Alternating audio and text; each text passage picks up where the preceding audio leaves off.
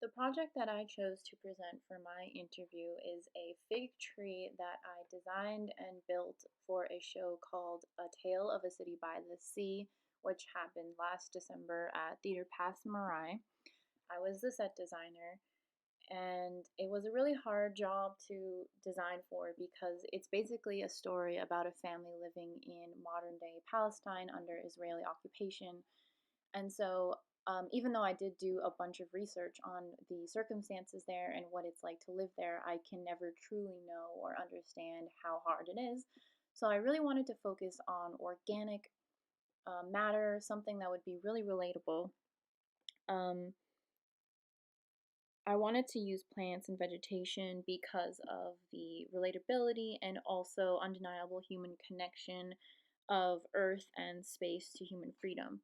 I wanted to create a Palestine that was defined on its own terms and not by Western bias. And I also wanted to bring forward cultural identity and to bring to light the issues of pollution that the Israeli occupation has brought on, killing and destroying many species of vegetation, as well as bring forward the issues of food distribution and control Palestinians face every day from food and energy laws forced on them.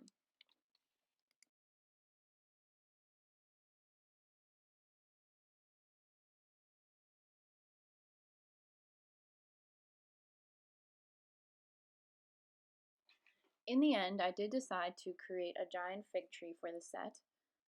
The fig tree is a very old historical and religious symbol in Palestine, and it's regarded very highly. The fig tree offers food and medicine for people, and the tree offers shelter as well as building materials for houses or baskets or whatever other household items Palestinians can't easily afford under occupation. I wanted to create a space that would fill out the Theater Pass Marai stage nicely, but I also wanted to create a space where the characters could meet in their private lives. The tree is sort of an ethereal meeting place where the characters share their secrets, tell their stories, hide from the outside world, and basically create a world of their own, even though that they can't escape. The budget for this show was extremely small, so it was really important for me to be able to plan how I was going to make the tree, where I was going to make the tree, and with what I was going to make the tree with. Even though it was an ethereal tree that didn't necessarily exist in the space as it stood, I really wanted the tree to have a very realistic tree texture. So I created these samples for the director to look at and to choose from. This one was created from clay that was carved into and then was left to dry. This sample was just some toilet paper that was scrunched up on a piece of cardboard to give a bark like effect. This was the sample that I ended up going for, and it is spray foam that was just put on some paper. I thought that it gave the quality of the fig tree texture that I really wanted, which is very old, very rugged, very knotted. Um, it kind of looks like a really big mess here. So basically, we found scrap wood from skids around the area. We took them apart and created a base of wood under everything just so that there was a ton of bulk to work with. We didn't really want to use a lot of spray foam because it was very expensive.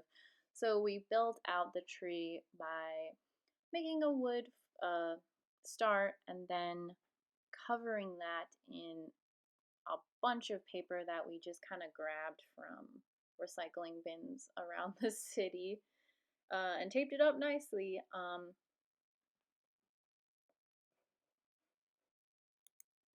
After creating the shape of the tree that we wanted by filling it in with paper, we then covered the whole tree in uh, spray foam because this gave us the texture that I really, really liked. And then we painted it.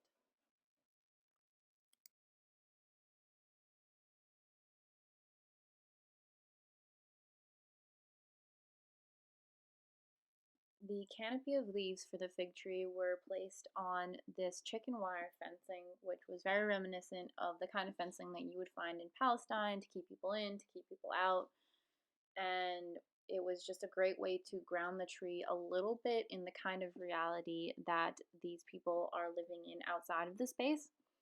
And the tree was painted a grayish white color to be symbolic of the kind of stone that people often build their houses out of in Palestine as well.